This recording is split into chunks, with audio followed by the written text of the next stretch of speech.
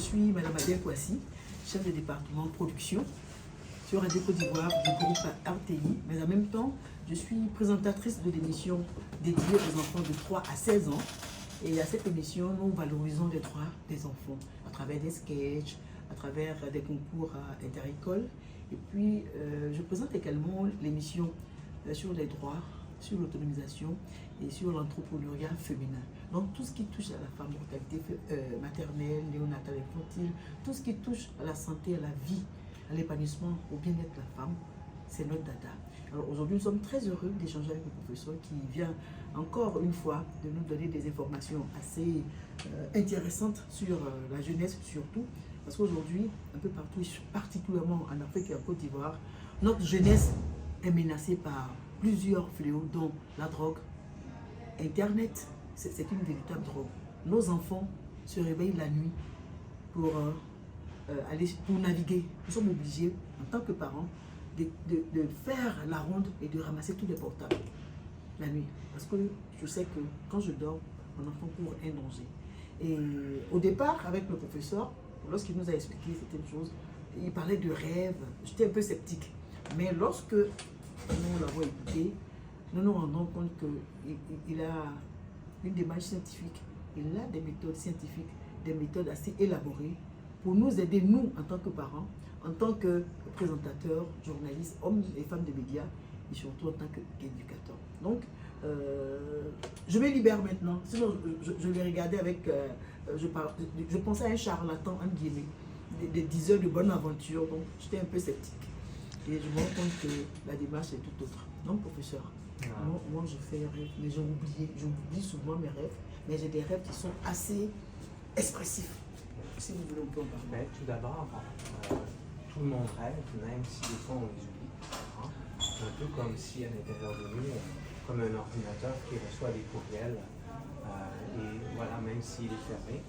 Donc, c'est la même chose pour nous, pour notre conscience.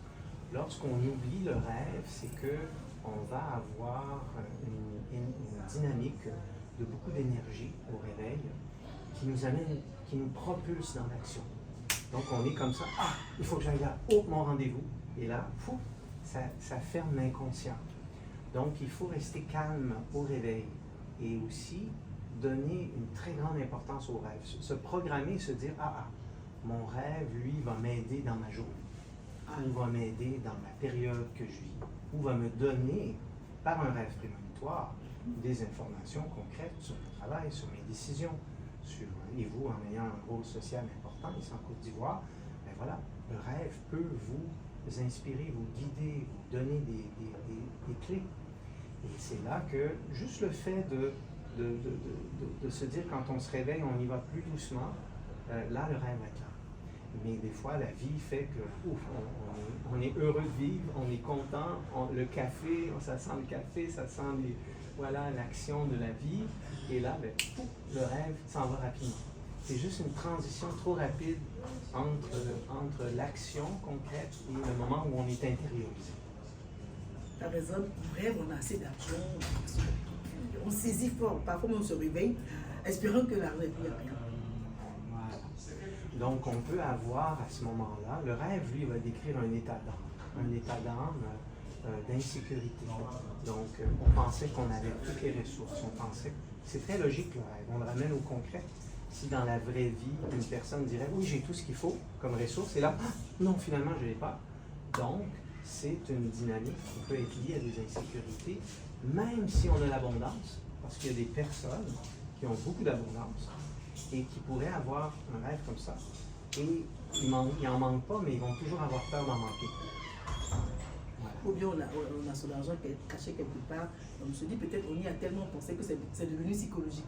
Et quelqu'un a chopé l'argent, donc dès qu'on se réveille, est-ce que mon argent est là? On veut s'assurer que son argent est là. C'est ça, mais dans ce type de rêve-là, on va être des fois inquiet, on va beaucoup surveiller, on ne sera pas en paix par rapport à des situations, des décisions financières, et ça peut effectivement affecter des fois et être présenté dans les rêves.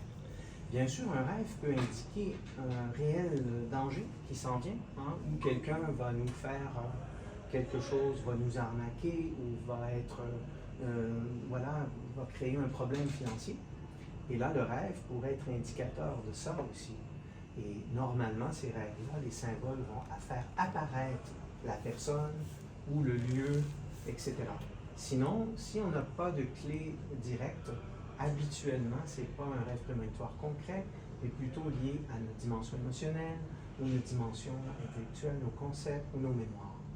Parce que c'est important, le rêve, il est toujours prémonitoire, mais il peut être soit physique, émotionnel, intellectuel ou spirituel, mémoriel. Donc c'est pour ça que le rêve enseigne toujours quelque chose. Ça, c'est très, très important, les leçons qu'on peut avoir dans les rêves, et surtout même des petits rêves très banals. Même les petits rêves très banals vont avoir des significations, comme l'insécurité, ou comme on va trop vite, etc. Et si on s'ajuste, on améliore notre vie. Et si on n'écoute pas le rêve dans la journée et le rêve était très hyperactif, le lendemain, bing, voilà, on a un accrochage de voiture. Il y a des choses qui vont se mettre en place parce que le rêve, c'est notre énergie, c'est nous, c'est notre code profond. Donc, il peut effectivement se produire des choses, mais pas toujours. Des fois, ça peut être juste intérieur. Ça va dépendre du niveau de pourcentage de mémoire relié au rêve. Un rêve peut être 0,05% et peut être 50%, 60%. Donc, ça dépend aussi du vécu de la personne. Maintenant, hier, en échangeant avec vous, vous avez évoqué le fait que le rêve, comme vous venez de le dire tout à l'heure, peut être à 100% réel. Maintenant, là, je ne voudrais pas qu'on parle de code, mais qu'est-ce qui vous dit, ou bien, en écoutant par exemple cette personne qui a fait le rêve, qu'est-ce qui dit que peut-être à 100%, pas à 1.0, mais à 100%, oui, ce qu'elle a vu dans le rêve va se réaliser? Qu'est-ce qui vous dit ça? Disons que c'est l'expérience avec le temps, et aussi plus on a nettoyé nos mémoires, plus on a travaillé sur soi, plus le rêve prémonitoire concret devient de plus en plus présent. Donc, mais quand on n'est pas bien, quand on a plein de difficultés, plein de choses qui nous tourmentent, mais le rêve va un peu partout dans ces aspects-là. Mais plus on est en paix, c'est pour ça une bonne hygiène de vie, une bonne hygiène aussi de nourriture. Tout ça ensemble combine des facteurs de paisibilité, d'harmonie, et là, on rêve plus avec des rêves prémonitoires à 100%. Donc, au début, quand on n'est pas sûr, par exemple, vous avez rêvé à votre mère, et là, votre mère, elle était en peine, où vous voyez de l'eau, une inondation dans son appartement. Et le lendemain, elle vous appelle, à 10 heures, le téléphone sonne, et elle pleure, et toute dans ses émotions. Et là, tu dis, ah, maman, dans mon rêve, elle était là, l'inondation est là. Et je peux même voir les codes, pourquoi elle a ça en elle. Et là, on peut l'associer. On attend l'événement. On prend le rêve prémonitoire et on se dit, OK, on verra. D'abord, je le ramène à moi, parce que je dis toujours qu'il n'y a pas de touriste en rêve. Il y a toujours une raison pour qu'on rêve quelque chose. Donc, on le ramène à soi. On applique la loi de la résonance, qu'on appelle, en physique, qui est comme très concrète. Il y a deux choses, que si on reçoit un rêve, c'est parce qu'on a une connexion. On le ramène, on l'étudie, et si on voit quelque chose qui correspond au rêve, là, on peut comprendre mieux la situation par le rêve. C'est très logique, les rêves. C'est super logique. Donc pour avoir des rêves, pour qu'on n'oublie pas les rêves comme ce que j'ai oublié, oui. Il faut avoir une hygiène de vie. Oui, et en même temps, juste si vous vous dites, parce que vous avez cette possibilité-là, ce don-là, la porte est déjà ouverte, mais juste notre rencontre peut faire que, là, aujourd'hui, mes rêves ils vont être plus importants qu'hier. Et là, vous allez mieux vous en souvenir. Juste à cause de l'intérêt qu'on a, la connaissance. C'est pour ça que moi, je travaille et je voyage à travers le monde, pour amener cet éveil-là, de comprendre que le rêve, c'est quelque chose de profond, de spirituel, d'universel, de toutes les religions, de toutes les philosophies, et qu'on peut s'en servir. Et on peut même poser des questions le soir pour quelque chose d'important. Et on répète la question comme un mantra. Même toute la journée, on pourrait se dire, j'aimerais ça recevoir un rêve cette nuit par rapport à par rapport à cette situation-là. J'aimerais ça, merci de m'envoyer à l'univers, Dieu, peu importe le nom qu'on utilise avec notre culture, notre tradition, on demande à l'univers de nous amener l'information. Et là, plus on est concentré, hein, plus notre énergie et nos neurones, c'est physiologique, la concentration amène la possibilité d'avoir la réponse précise. Mais la majorité des gens, ils disent « Ah, j'aimerais ça avoir un rêve. Ah, c'est fou. » Puis là, c'est pas assez sérieux. Ils ne sont pas assez concentrés.